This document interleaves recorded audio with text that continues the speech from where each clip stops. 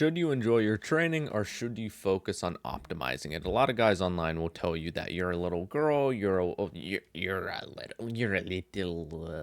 speck of dirt for not doing the optimal training method. A lot of people say the optimal training method is gay and you just need to grind hard and you just need to push bro testosterone. Rah. What is the actual answer? My name is Brandon. I've been somebody who's been training for 4 or 5 years fairly seriously. I've been very, very serious in calisthenics for this past year. I achieved 50 kilo weighted pull-ups for multiple reps, 50 kilo dips for like 10 reps, nearly 70 handstand push-ups in a session. I can do a full planche for 1, maybe 2 seconds, depending on the day. Front lever for 3, 4, maybe 5 seconds. I haven't maxed it out yet. No dip muscle ups, weighted no dip muscle ups, all of these types of things. I'm pretty advanced for how long I've been doing it. I'd say I think I'm okay at the sport. I came from a power building slash weird kind of bodybuilding background, more like athletic training type stuff. I was an athlete for a long time. Also, I'm a national level volleyball player, or was a national level volleyball player. Varsity wrestler. I also went out of state. I live in the United States. I went across the country to perform and wrestle at a D1 college in a 4-day camp, 5 hours a day, 2 sessions a day. We did all that. So I would say that I have achieved pretty decent results when it comes to the training aspect of things. Enough glazing myself. I am going to get into the pros and cons of enjoying your training, and I'm going to be going kind of extreme on both ends. So some stuff you might hear and be like, well, that's a little bit stupid. And just, I'm going to be doing the pros and cons. I'm going to be doing that for enjoying your training. I'm going to do the same thing for hyper optimization. And then I'm going to be going over what I think personally as someone who has all the credentials I listed out before. I also deadlift like 200 kilos at 63 kilo body weight. Just average for your 16-year-old. Anyways. And it's not because I have long arms. And I pull conventional. Anyways. Pros and cons. Pros first of enjoying your training. The thing is, this is probably the number one thing, is longevity. You will be able to train longer, lift longer, whatever, if you enjoy it. If you have 2 people and both of them are boxing, for example, the person who has the optimal training schedule wakes up at the perfect time, does the perfect running routine, does track or whatever, does a perfect training, has the little heartbeat monitor thing, whatever. That person, in the short term, over the course of a couple months, a couple weeks, maybe even a few years, usually will beat out the person who just does it for fun. But over the course of 10 years, 20 years, the hyper optimizer might not even do the sport anymore because they just hate it.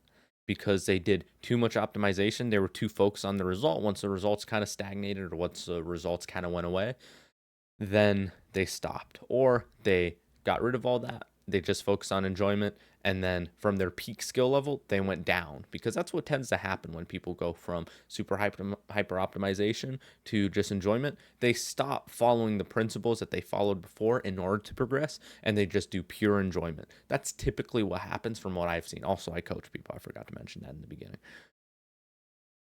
Versus the guy who just has fun. And the thing is, when you're just focused on having fun, if you have fun with the amount of progress that you make, if you have fun with the amount of results that you get, you're going to want to optimize more and more anyway. But basics, you can maintain it longer if you enjoy your training. What else? Second thing, you're still at least training. If you look at people like Philip Soley, he is a world-class athlete when it comes to pulling strength. He only trains pull. He does it for fun. He enjoys it. He has like the unofficial world record for the muscle up. He has really, really good pull numbers. I think he just recently pulled 80 kilos for 8 reps at, I want to say 65 kilo body weight, something like that. Maybe like 73. I could be getting that completely off. But if you look at people like him, he just does what he likes, and he makes better progress than everybody. He's like twice as strong than me in reps and weight, which is absolutely insane.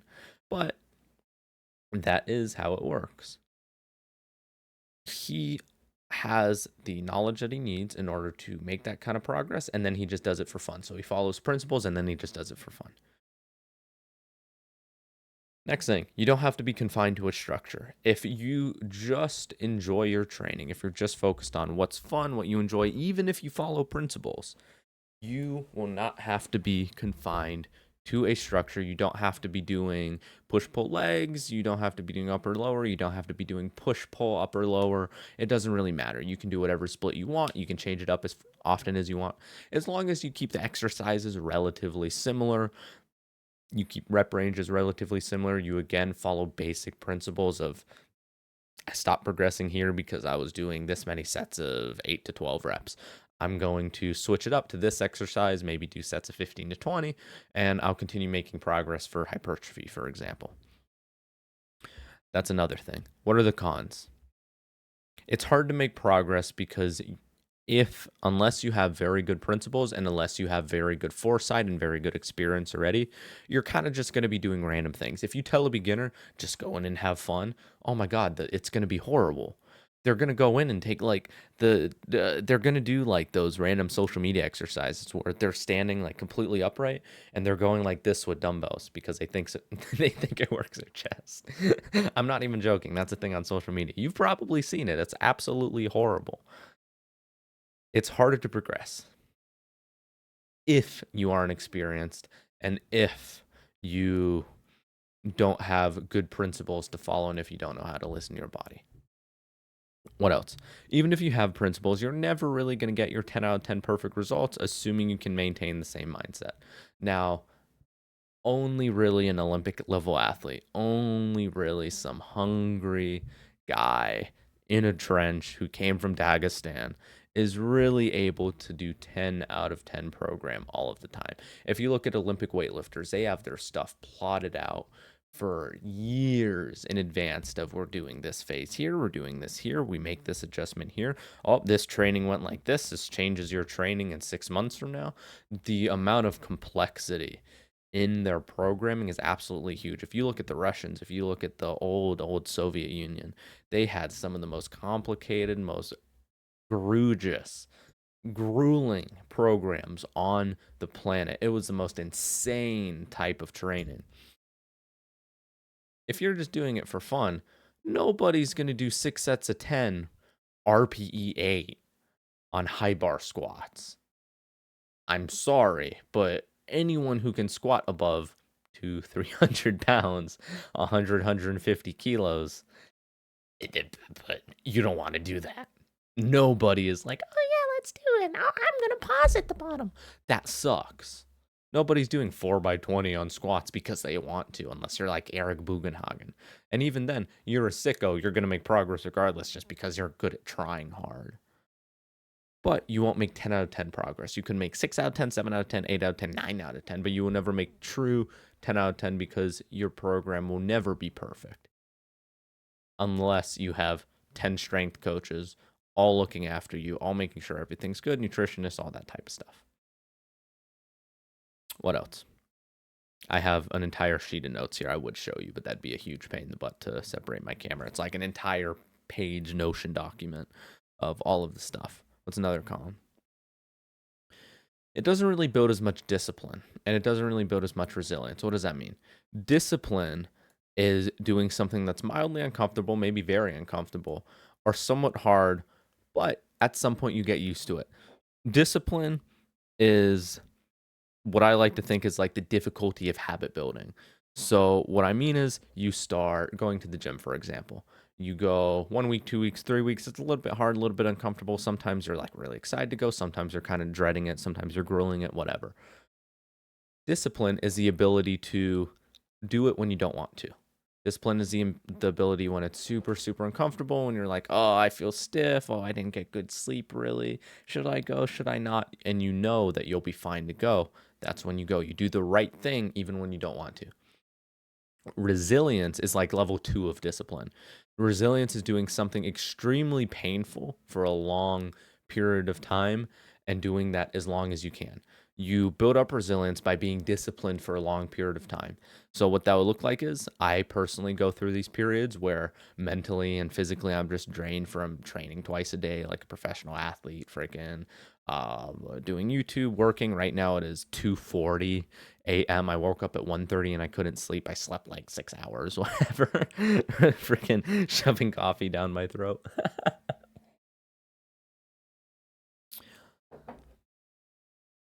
I go through these periods, and maybe you relate to this, and maybe I'm hopefully giving you an insight that you've never had before, because this is something that I really, really want to make a point and I want to teach people because of the fact that I struggled with this for so long and I didn't understand why. You go through periods, I have boogers in my eyes. You go through periods of really good.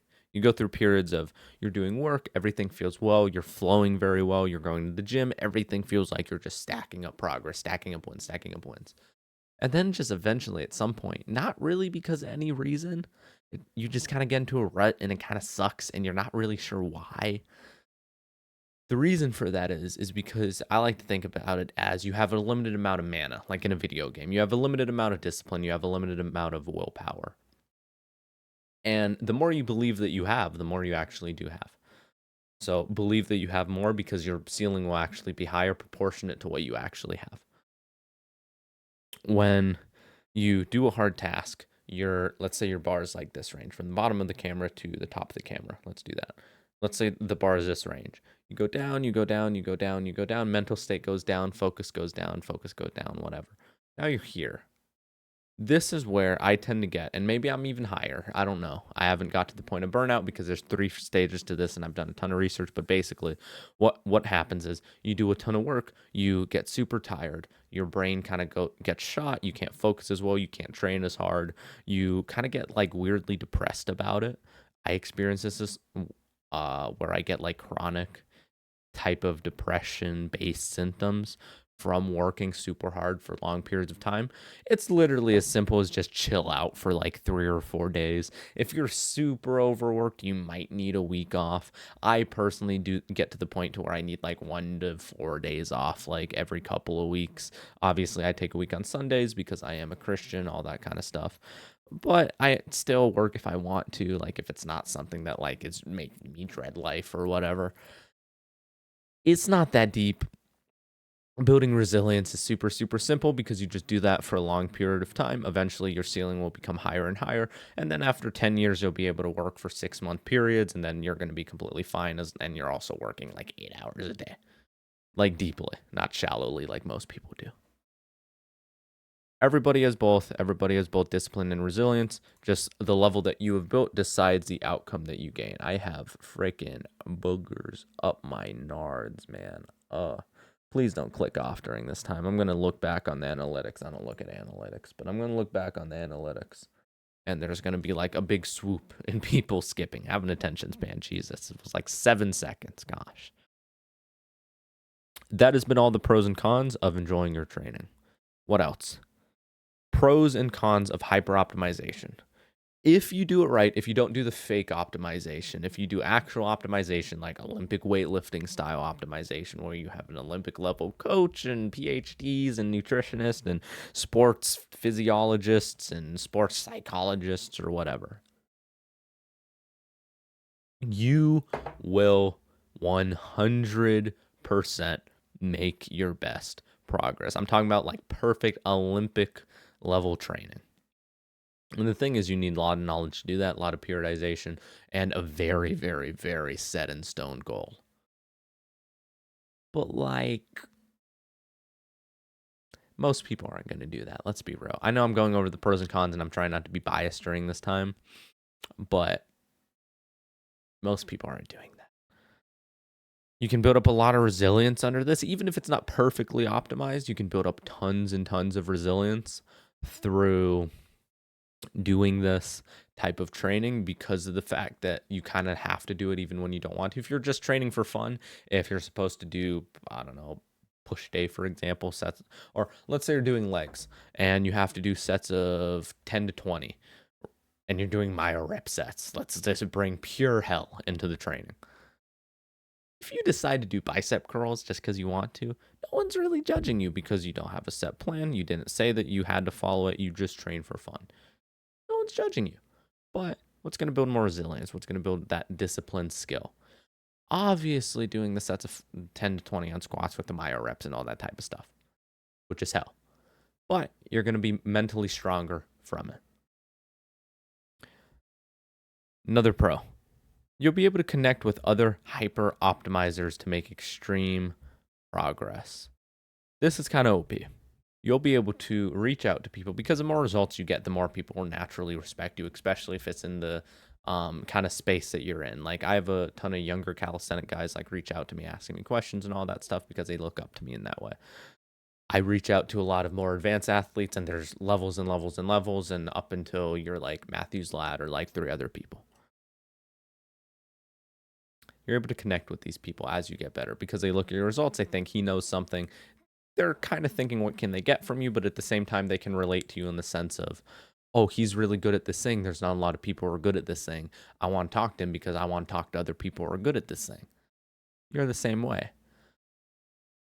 If you're just training for fun and you have awesome results and there's like, I don't know, a PhD scientist who's like really, really smart who also has good results, if you want to be friends with him and you have no other like similarities other than you two both train, which is honestly all you need for like a male friendship, whatever,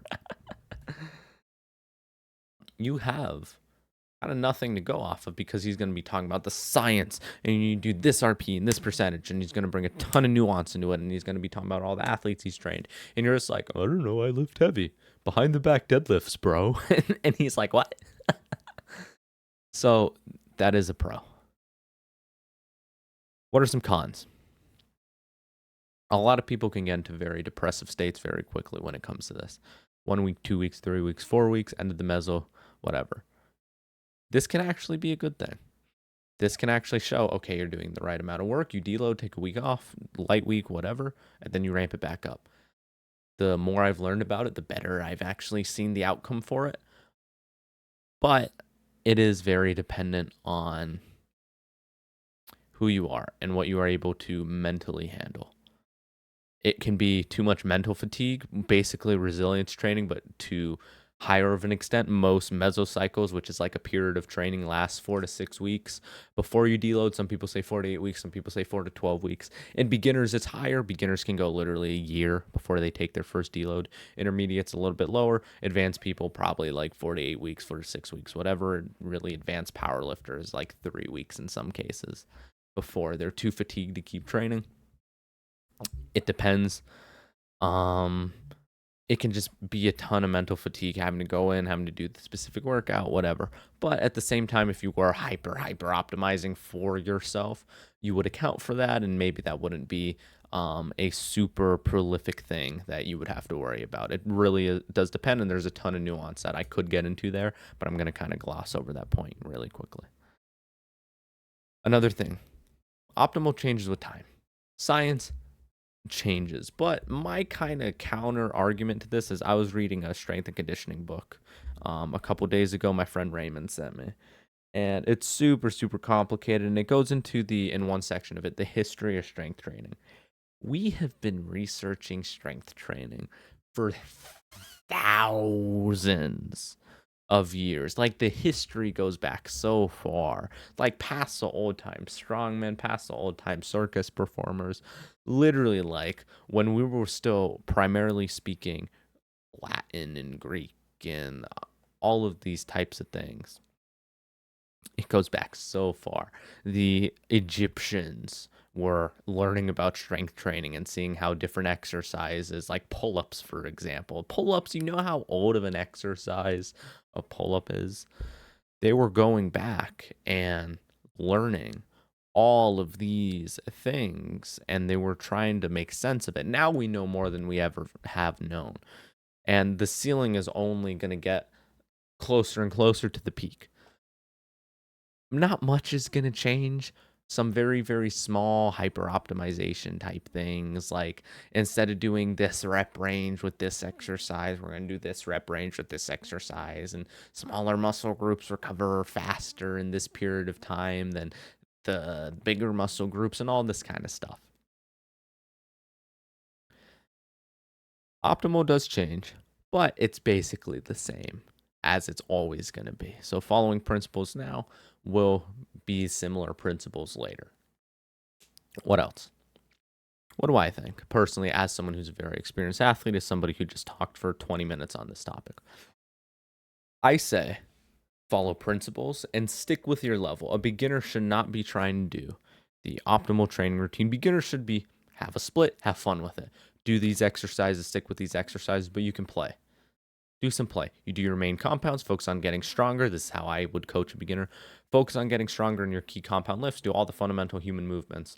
Train vertical pushes, pulls, horizontal pushes, pulls. You do these leg movements, train all the muscles. Make sure there's no like weird, like, I don't want to say imbalances because that term's very nuanced, but make sure there's nothing you're leaving out. But for these exercises, play with. Do whatever you want. Just have fun. Don't hurt yourself, basically. Follow the principles of the program and follow the principles of what people say who are significantly smarter than you, who program better, who know more, who all of these things. As you progress, you need to get more serious about training. You need to think, okay, I'm plateaued right now. What do I need to do to get to the next level? What are the things that people who are at the next level are doing? Research it, learn about it, apply it. Sometimes you'll make progress, sometimes you won't. Find out what works, find out what doesn't, find out what works in what situations, because 9 times out of 10, everything really works. Pretty much every single program or topic or a modality for training works to some degree. Now, they work to different degrees, obviously, but all of them kind of work. When people say, oh, I tried it and it didn't work for me, you probably did it wrong, just straight up. Like, and there's nothing wrong with that. Maybe you misplaced one of the steps. Maybe you did one of the principles wrong. Maybe the guy just sucked at explaining it and kind of just gave you a cookie cutter thing. But most programs work. It's really not that complicated if you want to go from just like a bro perspective, because like there are jack guys who haven't read a science textbook. There's jack guys who haven't seen a single Jeff Nippard, Mike Israetel type video. Like, again, everything kind of works. It's dependent on your genetics and your mindset and your type of training, whatever. The only difference is you make better results and you have a higher peak the more you optimize for it. That doesn't mean you have to. As you progress, just try harder. You stagnate, you plateau, fix up your diet, fix up your sleep a little bit, fix up your training a little bit, good, you're making skyrocketed progress again. Stop progressing, same system. Stop progressing, same system. Fix your training, fix your diet, fix whatever. Same system.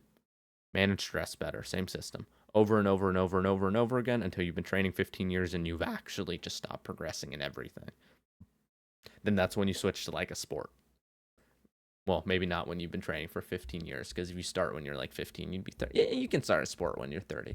If you're naturally talented and you spent 15 years just getting strong, you can do that. Look at Eddie Hall. He freaking murdered Shrevunish. Reviskis? I don't know how you pronounce his name. Sorry, Polish people. I think he's Polish. He might be from Denmark. I don't know. That has been everything. I have 2 communities. Just if you've watched this point, just hear me out. Just have the attention span, and you don't have to join either of them. But just practice like building your attention span if you're like an autist like me in that way. A free community. First one for calisthenics guys called the Creative Mode Protocol. Essentially, it's getting from 0 to really heavy weighted pull-ups and weighted dips, all the way up to being able to do your first handstand, push-up, and muscle-up, and all that type of stuff.